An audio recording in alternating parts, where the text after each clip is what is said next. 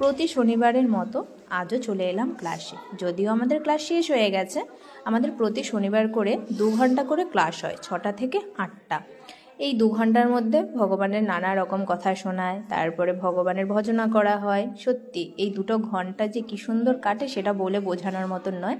আর এই যে সিংহাসনটা সাজানো, সেটা কেমন লাগছে সেটা কিন্তু কমেন্ট করে জানাবে। আর এই যে সিংহাসনটা যে স্টেপ বাই স্টেপ সাজিয়েছে, এটাকে গুরু পরম্পরা অনুযায়ী সাজানো বলে। আর আমাদের প্রত্যেকেরই কিন্তু এইভাবে সিংহাসন সাজানো উচিত, কিন্তু আমরা তো সেটা জানি না। সেই কারণে আমরা যেরকম পারি সেরকম সাজিয়ে রেখে দিই, সবাইকে একসাথে সাজিয়ে রেখে দিই। অ্যাকচুয়ালি কিন্তু সেটা করতে নেই, তো কী আর করা যাবে, আমরা জানি না তাই করে রাখি। আর আমিও আগে জানতাম না, আমিও সেইভাবেই রাখতাম আগে।